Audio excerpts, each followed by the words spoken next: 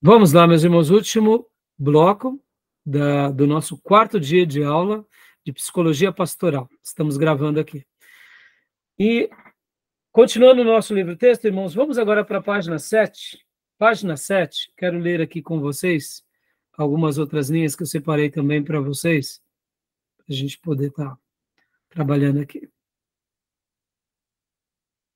Página 7, não, página 9, aliás. Página 9. Página 9, ó. Leia para nós, Tomé, por gentileza, essa parte aqui. Que princípios de interpretação e aplicação devemos ter para extrair do texto bíblico a informação de que precisamos para ajudar uma filha que é vítima do pai? Será que realmente cremos que a Bíblia é o livro certo para nos conceder as respostas a esse tipo de pergunta? Se é, como nos proteger então contra a ideia de encontrar suporte para as posições que já temos antes de ir ao texto? Será que um conselheiro sincero, regenerado, que não tenha estudado teologia formal, nem as línguas bíblicas, não é capaz de extrair do texto bíblico a mensagem nele expressa, dependendo, portanto, de teólogos formados para obter a verdadeira exegese? Se isso for verdade, por que os estudiosos bíblicos raramente respondem às perguntas difíceis que as pessoas fazem sobre a vida? Qual é a incógnita aqui que ele nos deixa, Larry Crabb? Não temos, irmãos, em muitas páginas da Bíblia, situações que vão dar uma resposta preto no branco, né, de acontecimentos que passamos ou que enfrentamos. Então, é muito complexo isso, porque, que nem esse caso, né, de uma filha que foi vítima de um abuso de um pai. Bom, respondendo rapidamente, no Velho Testamento, se acontecesse, o camarada morreria. É simples assim. Mas e aí? Então, hoje dá para a gente matar o camarada? A gente pode até pensar de dar uma surra, mas vai resolver? Já pensou se o pastor chegasse no final de um culto e falasse assim: fulano, ficamos sabendo disso? Pega aí, diácono, desce o rei nele aí na igreja. Imagina o que aconteceria, entendeu? Ou seja, teríamos um problema maior. E aí a gente estaria fazendo uma aplicação do Velho Testamento no Novo. E no Novo Testamento temos esse caso? Não temos. E muitas outras questões. Eu até anotei aqui no meu livro, né, estava fazendo uma pós-graduação, e o Zé Machado, pastor metodista, contou para nós uma história muito interessante. Ele disse que um pastor, ou foi ele próprio, não me recordo bem, eu acho que foi ele mesmo. Ele foi pregar numa grande igreja na América Latina, e chegou lá na igreja, e o pastor dessa grande igreja chegou para ele e falou assim: estou precisando muito de uma ajuda sua. Eu tenho um caso aqui muito sério na igreja, e eu não sei o que fazer.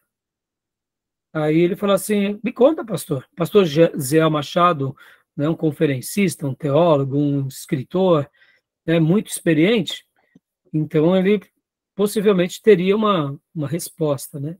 Aí o pastor começou a falar: é que nós temos aqui na igreja um casal, o João e a Maria. E o João e a Maria se converteram já tem aqui alguns anos, e eles se converteram, e eles mergulharam aqui na obra, e eles estão trabalhando, já foram separados para obreiros, já cresceram, e agora são líderes de influentes posição aqui na igreja. E aí o João e a Maria chegaram para mim e falaram: pastor, temos uma coisa muito séria para falar para o senhor. Ah, é? O quê? Pastor, é que antes da nossa conversão, a gente fez algo e agora a gente está com a consciência pesada. Aí o pastor disse para eles: filho, mas vocês não se arrependeram? Sim. Foi de todo o coração? Foi. Pois é. As coisas ficam para trás. Eis que tudo se faz novo. Amém? Não é assim, irmãos? Que a gente faz? E aí, não, pastor, uma coisa mais complicada. O que foi então, filho? Não, é porque né? Tem aqui o José e a Maria, mas a Maria não é Maria. A Maria também era José. Lascou. A Maria, ela é Maria, mas porque antes ela fez, né, a operação da troca do sexo, né? Então era José, e aí fez ali a operação, aí virou Maria. Aí nós nos conhecemos, nós nos amamos, nos casamos, aí nós nos convertemos. Só que agora, pastor, a gente queria uma opinião do senhor, porque e agora? Como que a gente resolve esse problema? Como que vamos lidar a partir de então? Aí o pastor titular, então, apresentou tudo isso para o Zé Machado. E o Zé Machado disse assim: pastor, eu vou orar pelo senhor para Deus te dar sabedoria. Porque esse é um caso que, de fato, meus irmãos, e aí, o que fazer? Sejamos honestos. É uma coisa que a gente tem que estar preparado para lidar ou não? É o que a pergunta faz ali, né? Hã? É que a pergunta simples do pai que ele fala ali, que é mais simples. Sim, ali é mais simples, é muito mais simples, né? Mas você concorda que de perguntas simples, muitas vezes a gente não tem resposta, Júnior? Você concorda? Sim, claro. E se de uma pergunta simples a gente tem resposta, qual é o problema da gente aprender com os terapeutas? Qual é o problema? Só até falar isso. Qual é o problema da gente aprender com especialistas da área de aconselhamento, que já tem um histórico de centenas de aconselhamentos de abuso de pai que abusou de filha e agora o terapeuta ajudou tanto o pai quanto as filhas e teve um bom resultado? Qual é o problema? A gente aprender com essas pessoas. Percebam que é nessa hora que a gente se torna humilde, de aprender com esses especialistas. Talvez nem tudo concordemos, mas façamos aquilo que Paulo nos diz. Ouçamos tudo e retenhamos o que é bom e apliquemos, não é verdade? Fala, Júlio. Não, a questão ali do pai, fala no texto ali, às vezes você identificar uma questão de resposta, punição ao pai, que você vai à delegacia, mas a pergunta é, como restaurar a criança, a filha? Né? Sim, claro, esse é o mais importante. Solução para ela, porque e os traumas? E como fazê-la tentar entender isso, né? Que é difícil. Sim. Porque quando acontece de um estranho é uma coisa, mas e o pai? No seio da família? Isso é muito... Júnior e irmãos, a nossa história será uma matéria-prima. Eu gosto muito de pensar que o nosso ministério é um ateliê. A nossa vida é um grande ateliê. Aonde Deus vai nos dar as matérias-primas para revelar a glória dele, em nós e por meio de nós nos outros.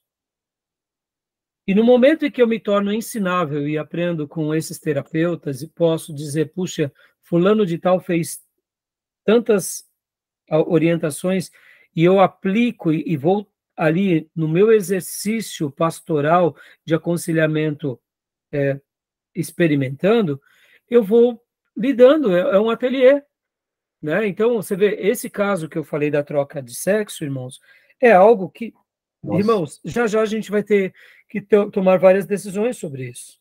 Exatamente. Eu não tenho dúvida que muitas pessoas que trocaram o sexo vão se converter e que vão aqui querer uma resposta. E a gente vai ter que dar uma resposta mais aproximada do que acreditamos, respeitar as outras respostas.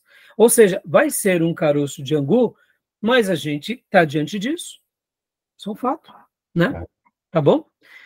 Então, aqui, e também aqui, outra coisa que o autor coloca, irmãos, bem curiosa, é quando nós, por exemplo, aqui, ó, vamos pegar essas... Lê para nós, pastor Johnny. Outra dificuldade que nós temos também, porque geralmente a gente demoniza tudo também. E demonizar tudo também não é real. E agora eu quero comentar um pouco sobre aquilo que eu tinha falado há pouco sobre a esquizofrenia. Lê para nós, pastor Johnny, aqui, ó. Se, entretanto... Joia. Se, entretanto, há duas categorias distintas de dificuldades, podemos confiar no psicólogo não regenerado para nos esclarecer sobre problemas psicológicos, da mesma forma que confiamos num médico competente, seja ele santo ou pecador, para diagnosticar e tratar as moléstias físicas? Ou estaria Cornelius Van Til correto quando fala dos efeitos noéticos do pecado, que mancham de erro moral toda a conclusão a que chega o descrente. Ou seja, dá uma pausa. O que ele está querendo dizer?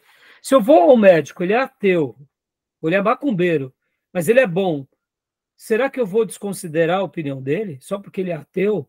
Ou será que, como ele cita aqui, Cornélio Van Til, dando essa ideia, não, tudo foi desfigurado por causa, né, do pecado, e então desconsidera? Ou será que a gente vai olhá-lo como um profissional daquela área e vai respeitá-lo? Ele está querendo nos levar a essa reflexão, e aqui, irmãos, eu sei que eu estou sendo um pouco redundante nas minhas palavras, mas na prática, irmãos, na prática, não pratiquemos o negacionismo. Não pratiquemos o negacionismo. Talvez, durante um período grande da sua vida, você nunca precisou de um terapeuta ou de um psicólogo, mas talvez em algum momento você precise. Talvez algumas pessoas da sua família no passado precisaram e você foi contra disso porque você, de uma certa forma, simplória, foi para o negacionismo também, dando essa ideia noética. Não, está tudo corrompido, não vai não, Deus vai solucionar tudo. Percebam que, como eu disse há pouco, é o nosso ateliê. Deixa eu dar um exemplo para vocês. Nesses últimos 2 meses, eu tive uma situação aqui na igreja, e até mesmo na minha vida pessoal, que me deu um certo desconforto. E esse desconforto foi tamanho que eu diminuí com as minhas atividades físicas. Porque mexeu alguma coisa com a minha cabeça. E eu, esses dias, conversando até com um obreiro, eu falei, irmão, eu não queria que fosse assim, mas aquela situação mexeu comigo. E eu perdi aquele ritmo legal que eu estava de atividade física 5 vezes por semana. Mesmo que fosse uma atividade pequena, de 20 minutos por dia, mas já era alguma coisa. E o que aconteceu? Nesses últimos 15 dias, eu senti o meu corpo patinando em algumas áreas. Percebam, irmãos, eu notei que uma coisa pequena no modo de falar, não foi grande, mas que me afetou emocionalmente e que me tirou um brilho de uma coisa que, para mim, ela é reparadora e ela é importante. E ao contar para um irmão, um obreiro, eu sei que ali eu pratiquei um momento de terapia. Porque eu admiti que aquele problema, mesmo que pequeno, me afetou. Agora, vamos lá. E se isso continuar crescendo dentro de mim? Meu irmão, vou procurar a ajuda de um pastor, vou procurar a ajuda de um terapeuta. Por quê? Porque muitas vezes a gente está vendo que a gente está com impasse e a gente pratica o negacionismo, seja porque a gente não acredita, seja porque a gente desconsidera, ou seja porque a gente tem medo mesmo. E é esse o ponto que eu quero ser redundante aqui na obra dele. Ele está abrindo esses leques, está dizendo mais ou menos o seguinte, olha, eu creio nas Escrituras, eu creio em Deus, eu creio no poder dele, mas eu creio que Deus também deixou uma sabedoria nesse mundo e que se alguma coisa for nobre, essa coisa seja uma coisa muito boa, como nós lemos lá no início da abertura, né, quando eu leio sempre o versículo bíblico, que hoje nós lemos Mateus 11, 19, a parte B, mas a sabedoria é comprovada pelas obras que a acompanham. Aqui Jesus estava falando de João Batista. Todo mundo estava vendo João Batista como um lunático, mas olha as obras de João Batista. É uma obra maravilhosa. E tem coisas na vida que é assim. Então, eu estou sendo enfático nisso, né, porque a gente não pode ir para essas desordens. E nós, como pastores, tem horas que nós seremos colocados diante de algumas incógnitas que a gente não compreende. Eu falei que eu vou falar da esquizofrenia, eu já vou falar já, mas deixa eu contar uma experiência que eu tive aqui para vocês. Eu pastoreei ao longo desses anos um casal e a esposa, ela tinha um problema fisiológico. Ela era deficiente em uma área. Eu, certa ocasião, tive um problema na igreja com outro obreiro, e esse outro obreiro era muito próximo a esse casal. E essa esposa, ela tinha uma certa proximidade. Eu confesso que, naqueles dias, ao exercitar ali o meu pastorado, eu fui enérgico com aquela irmã, até porque é o meu jeito de ser. E depois eu não entendia porque aquela irmã, ela entrava numa espiral para baixo tão negativa. E depois de algum tempo lendo, estudando, eu vi que aquele tipo de doença que ela tinha fazia com que ela tivesse uma vida emocional mais carente. E eu, irmãos, quando eu li aquilo, eu falei, pelo amor de Deus, eu devia ter tratado ela com mais doçura. Eu devia ter tratado aquela irmã com mais brandura. E ali eu compreendi um pouco o marido dela. O marido dela tinha hora que tratava ela assim com uma certa complacência, mas ele não era um marido frouxo, ele não era um banana, sabe? E eu não entendia muitas vezes porque aquela irmã agia como agia. Eu confesso, irmãos, para mim foi uma complexidade muito grande, me trouxe uma experiência muito grande. E dentro do meu ateliê, eu vi que eu perdi muito por não ter compreendido aquela anomalia naquela irmã. Qual foi a grande lição no meu ateliê? Bom, eu praticamente borrei o quadro, a escultura eu quebrei, né? Sabe quando você golpeia o mármore com uma força maior? Eu rachei a obra-prima. Mas qual foi a lição em meio a todo o prejuízo? Eu aprendi que certas pessoas que têm aquele tipo de problema, elas têm uma vida emocional mais frágil, porque aquela doença já leva ela a se sentir mais vulnerável. E ali, então, a partir de então, claro que eu pedi perdão a Deus, né? E falei, Senhor, tá bom, daqui em diante, quando eu tiver alguém dessa forma, eu vou procurar lembrar disso. Por que eu estou falando isso para os irmãos? Porque, perceba, tem vezes que a gente não vai saber de certas coisas, e essa foi uma experiência nova para mim, porque realmente eu nunca tinha cuidado de ninguém que tinha aquela especialidade. Então, lembrem disso. Pessoas especiais, esse nome é muito interessante. Lembra que antigamente nós chamávamos de aleijados, deficientes? Hoje tem esse termo especial. Não é porque estamos dando a ela uma classificação de que elas são melhores do que as outras, mas que elas têm que ser consideradas como tais. Porque, de fato, já que ela tem uma deficiência, algum problema, ela não pode ser tratada da mesma forma que as outras. Vamos lá, vamos pegar um outro exemplo aqui, irmãos. Uma criança autista. Pais que têm filhos autistas. A gente tem que ser mais tolerante, irmãos. Alguém aqui já conviveu com filhos autistas? Parentes autistas? Sim. Meus irmãos, é muito... O que um pai ou uma mãe de um filho autista sofre, aí muitas vezes esse pai, essa mãe está estressada, a gente é intolerante. Vai conviver naquele lar, um dia. Um dia lá você já está pedindo para jogar toalha. Então percebam que essas especialidades nos fazem ser mais tolerantes e mais amáveis. Estão entendendo? E aonde a gente vai aprender e ter ferramenta? Vamos lá, a Bíblia fala sobre autismo? Ferramenta de autismo. Você concorda que a gente tem que ser humilde de pedir agora ajuda para quem? Para os especialistas da área de saúde que tratam disso? Quem são? Os psicólogos. E aí vamos aprender com eles. Vamos ouvir tudo e reter o que é bom. Tá bom? Joia, beleza? Deu para dar uma ilustrada boa sobre essa questão? Sim. Então, vamos lá. Continua, pastor Johnny. Talvez devamos... Vamos lá. Talvez devamos retornar a outra possibilidade, a de que há apenas uma categoria de desordem, e as chamadas doenças mentais e reações neuróticas são de fato problemas espirituais complicados, disfarçados com mais de um rótulo, mas ainda questões para as quais a Escritura fornece uma estrutura adequada para serem entendidas.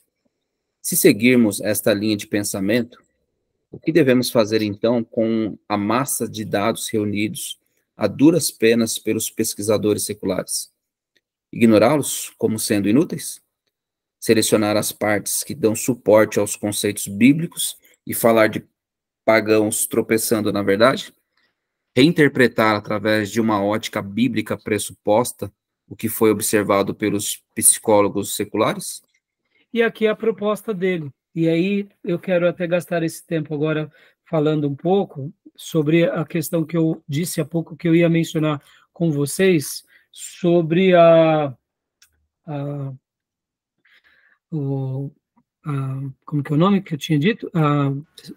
Problema esquizofrênico. Então, porque aqui, irmãos, percebam, irmãos, se a gente espiritualizar tudo, a gente não está resolvendo o problema.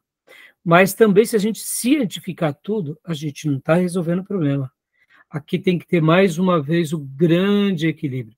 A Bíblia fala de possessão demoníaca? Fala.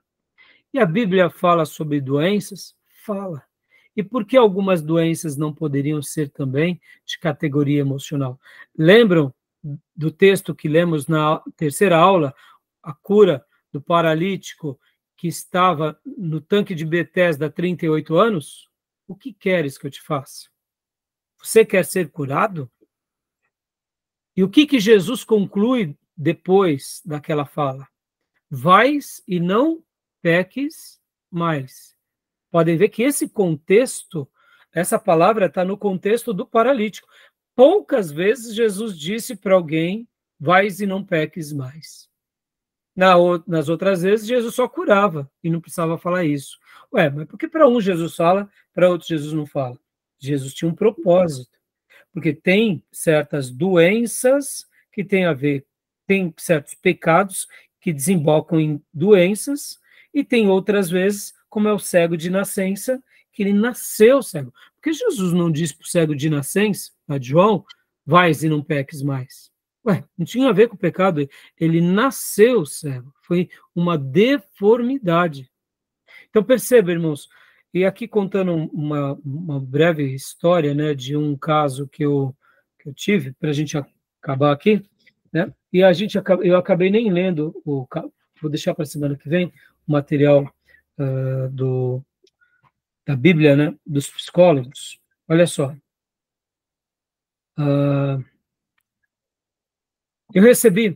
Eu evangelizei uma pessoa há muitos anos atrás, e enquanto eu evangelizava essa pessoa, ele relatou para mim que a mãe dele sofria de um mal muito grande, e que esse mal fazia com que a mãe gritasse, que a mãe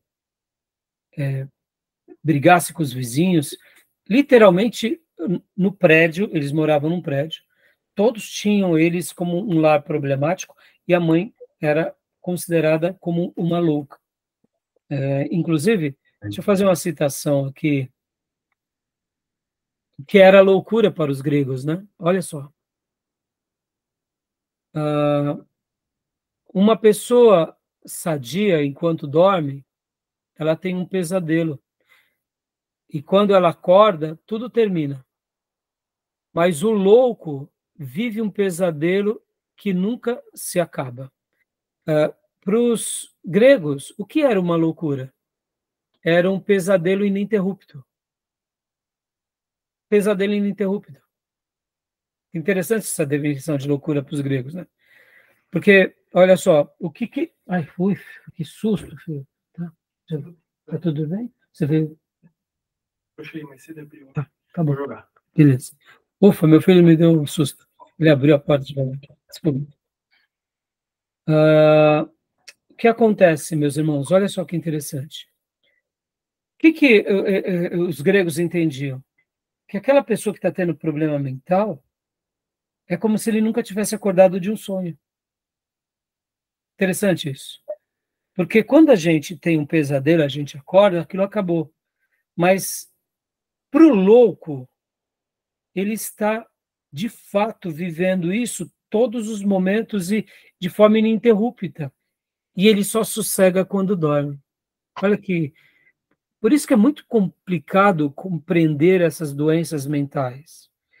E para nós, também classificar tudo como demônio não é uma solução. Então vamos lá, ao que eu tinha dito há pouco. Eu conheci um rapaz, né, eu trabalhei com ele.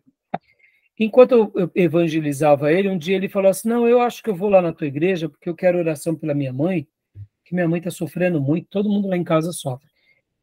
E a mãe dele tinha uns picos de loucura tão grande que ele, inclusive, não entendia, e ele que tentava ajudar e piorava as brigas, e ele, inclusive, foi para as drogas, ele foi para o crack, e nessa época eu não sabia que ele era usuário de crack, nem de droga, e eu comecei a evangelizar ele.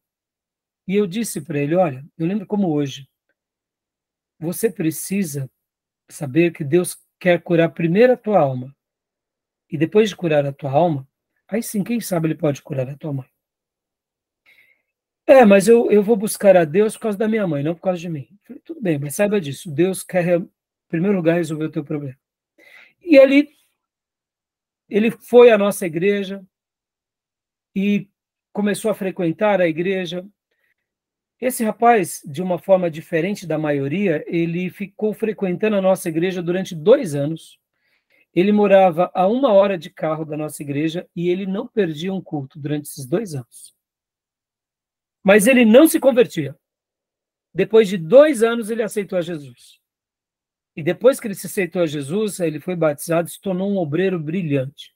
Mas o que eu quero dizer com isso?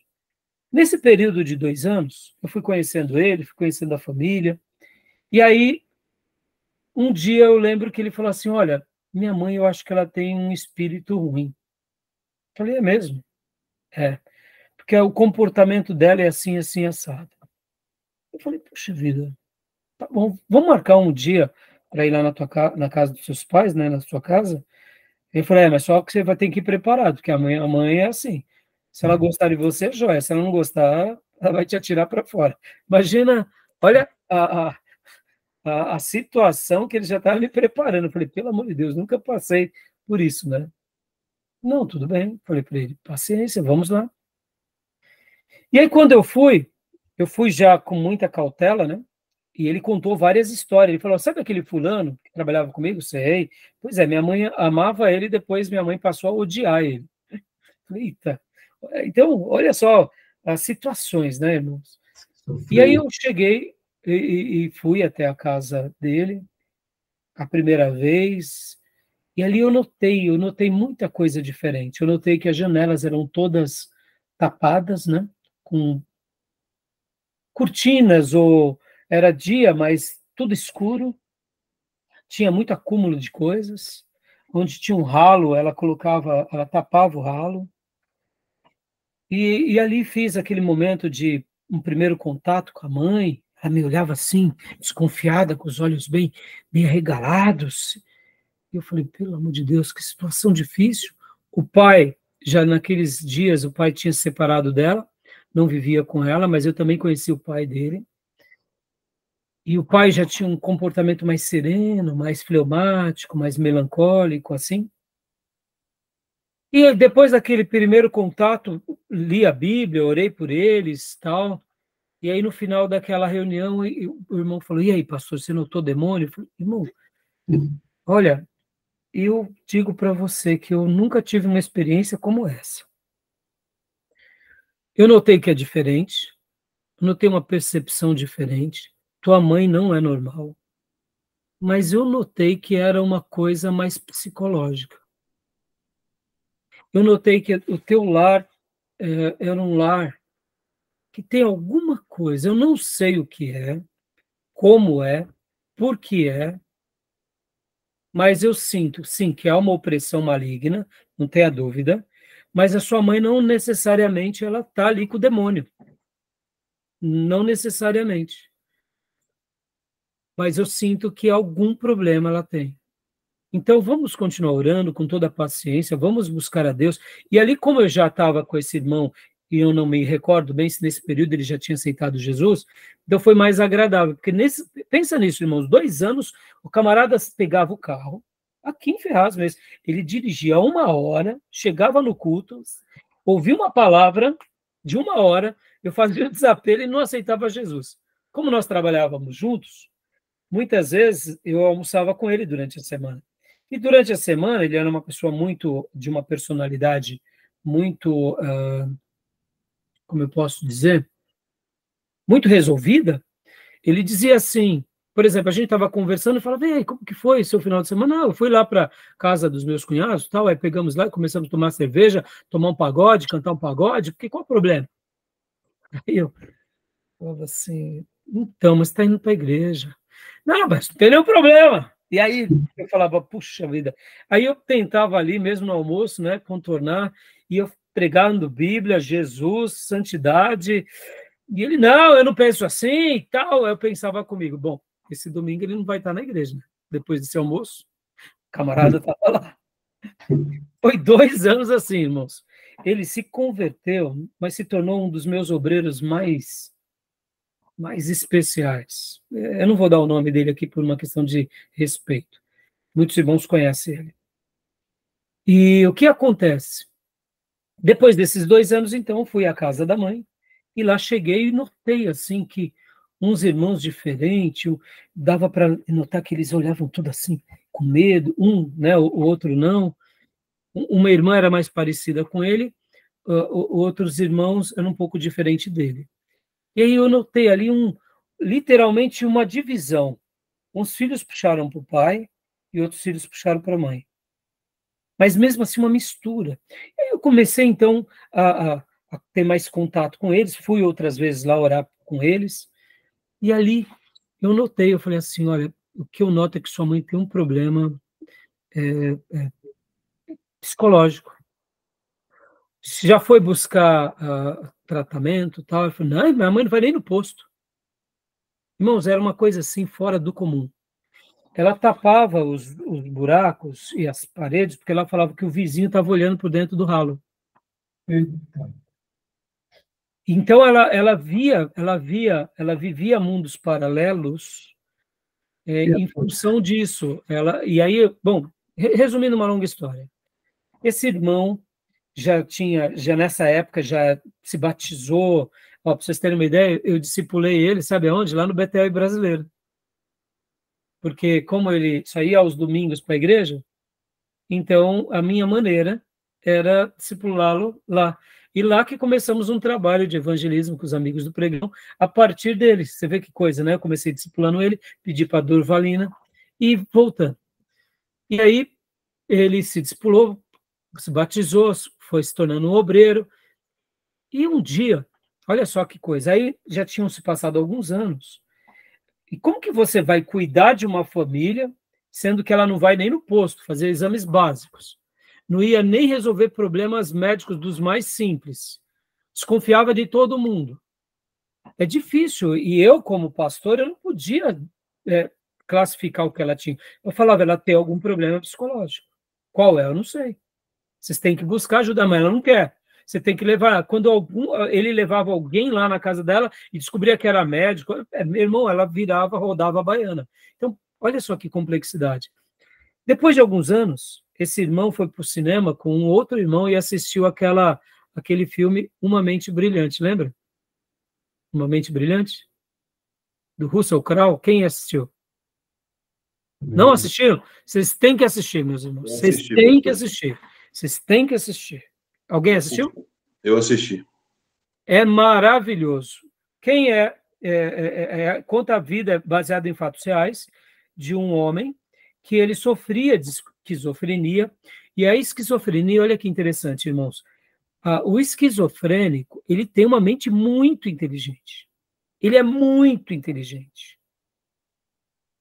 Ao mesmo tempo, ele não sabe lidar com algumas situações. Então, ele vive em mundos paralelos, onde todo mundo está perseguindo ele.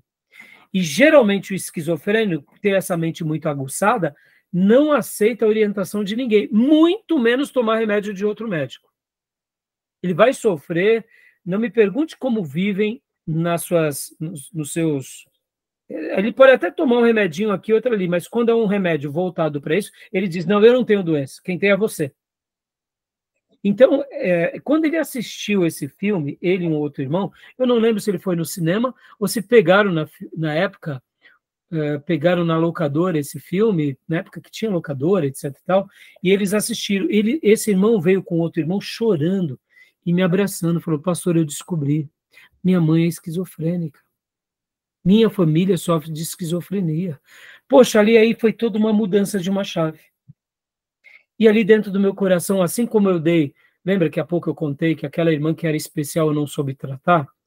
Eu não soube enxergar o problema dela, porque eu não achava que aquele problema físico ia afetar as emoções dela, mas essa outra pessoa que tinha alguma atitude diferente, eu notei, ela tem algum problema psicológico. Qual é? Eu não fazia ideia.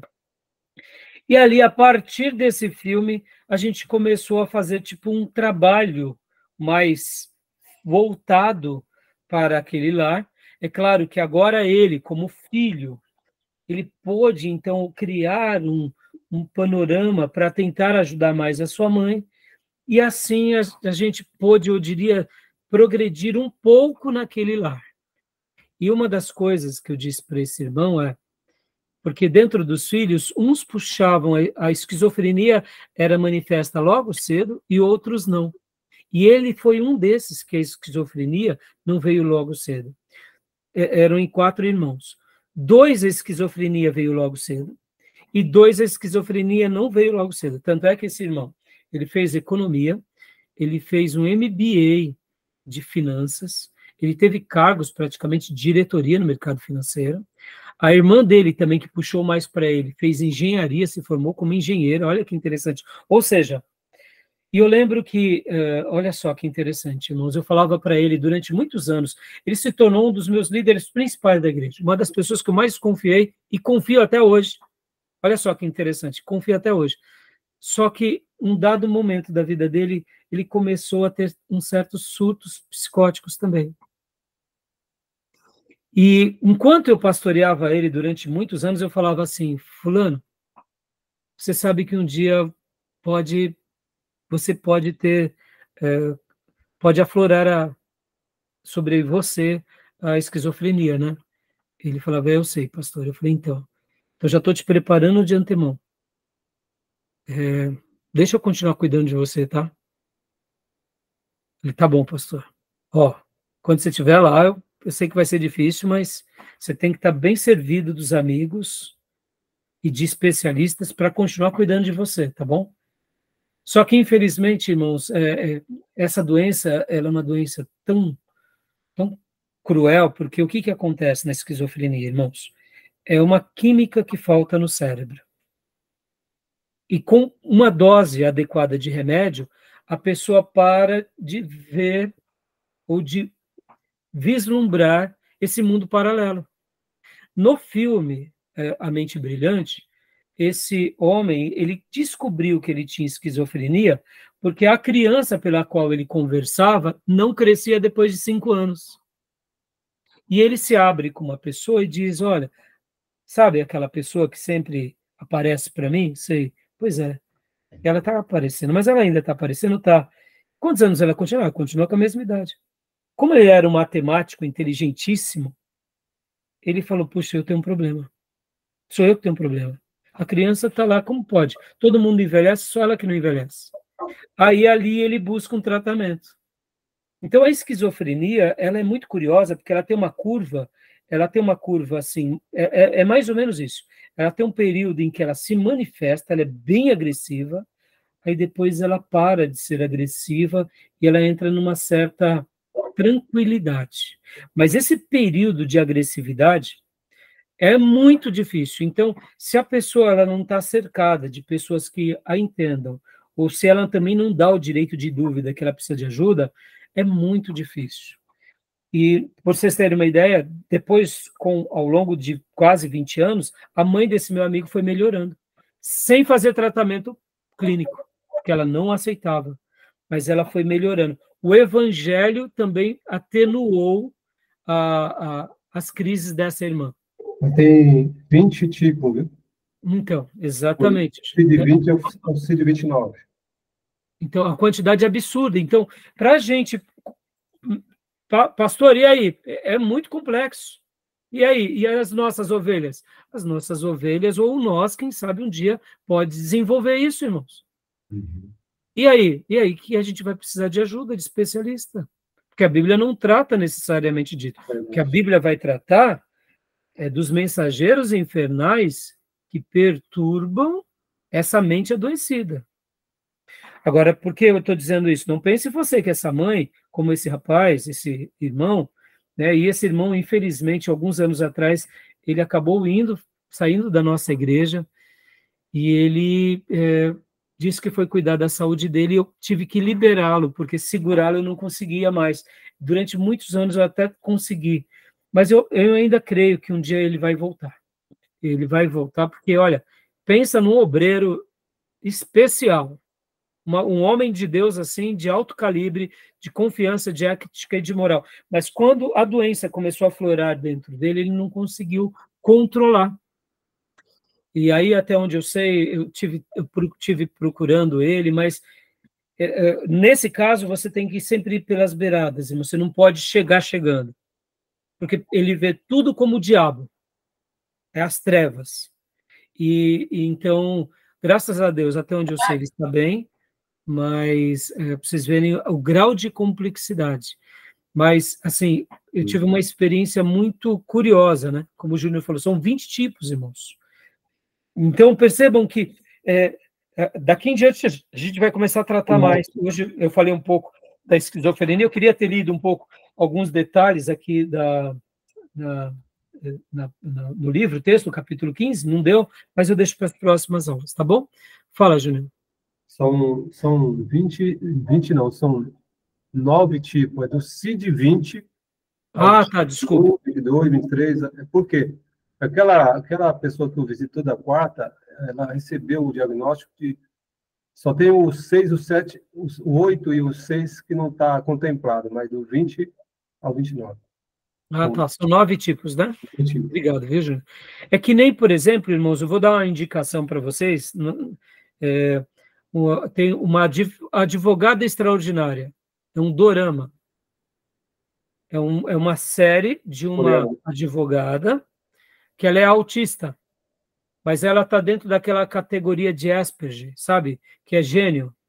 Porque, irmãos, mas é maravilhoso. Tem duas temporadas na Netflix, uma que trata de um garoto autista, não me recordo muito bem agora, mas ele é também muito inteligente, e essa advogada extraordinária, que é uma temporada coreana, inclusive. Mas é brilhante, irmãos, é brilhante. E ela interpreta muito bem essa categoria de autistas.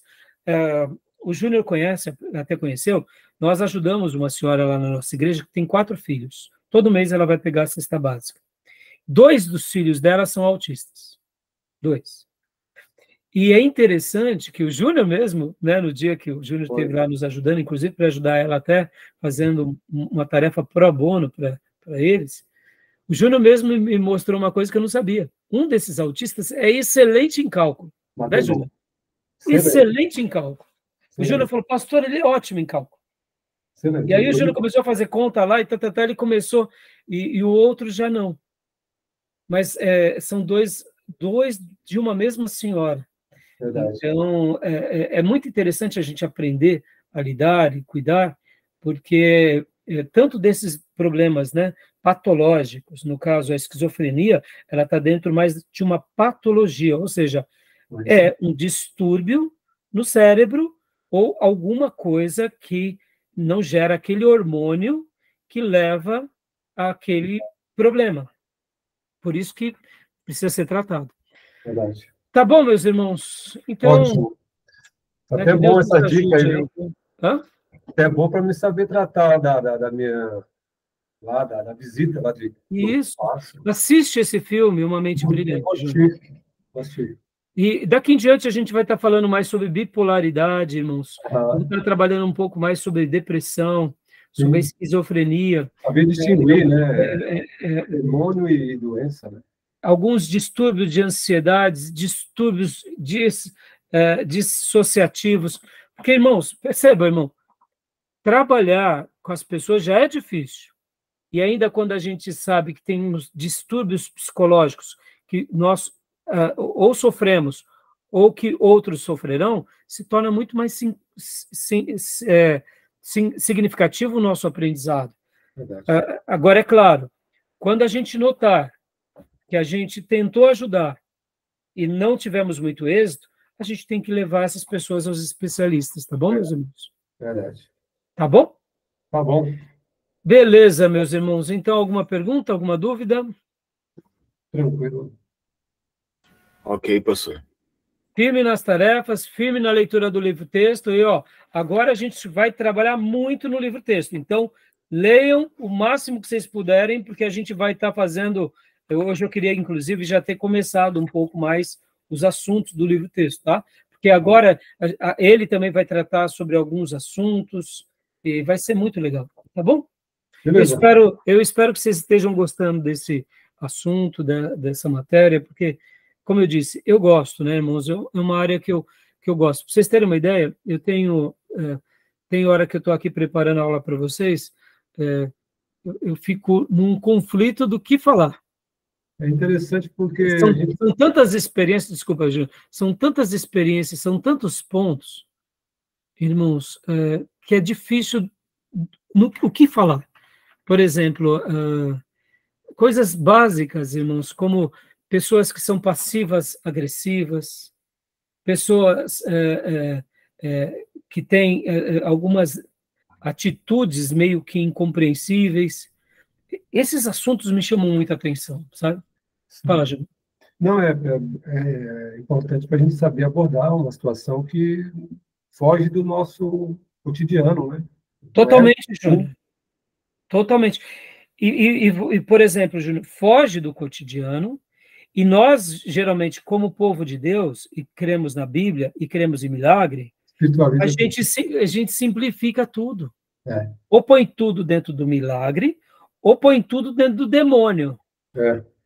E aí a gente... Aí vai para o outro lado mais histórico, a igreja histórica. Não, vai tudo para a ciência, não. É tudo problema neurológico, patológico, emotivo, e não tem demônio. Então, o que eu enxergo? Eu enxergo que o equilíbrio, ele é determinante. O equilíbrio é determinante. Tá bom? Agora, fechado, meus irmãos. Casal lá é complicado para o pastor, hein? Uma hora que marido é José e... não, aquilo lá, graças a Deus que eu nunca tive. Esse caso, não. Chega lá pro Johnny lá, e aí, Johnny? E aí, Johnny? E a Maria, José? Resolva. Né? Complicou, né? Tá bom, meus irmãos? Gente. Pois é, mas você falou, né? Não vai demorar muito para a gente ter que lidar com situações como essa com um pouco mais de frequência. Então. A gente tem que estar preparado. E aí, irmãos, vamos para a intolerância? Vamos para a inclusão cega? Vamos para a Bíblia e vamos para o amor e vamos para uma inclusão madura segundo a Bíblia? Você está entendendo? Sim. Eu creio que a glória da segunda casa sempre será maior do que a primeira. Quando eu falo da inclusão, e aí? Vamos resolver como? Vamos ter que ter um diálogo aberto com a igreja. Sim. Vamos ter que ter um posicionamento, vamos ter que... Porque eu acredito, irmãos, que a gente vai ver pessoas assim testemunharem o contrário. Né? E a gente também não vai ter que ficar fazendo briga com quem pensa o contrário, irmãos. Sabe, a gente tem que parar com essas besteiradas de briguinha. Né? A gente prega o evangelho, a gente não é o evangelho. Né? Felizes são aqueles que ouvem e obedecem. Né? Acabou. E quem não quiser seguir, que seja feliz do seu jeito. Né? Mas a gente sabe que a verdadeira felicidade está em Jesus, né, irmãos? A nossa vida. Pastor Rafael me contou um caso parecido com esse.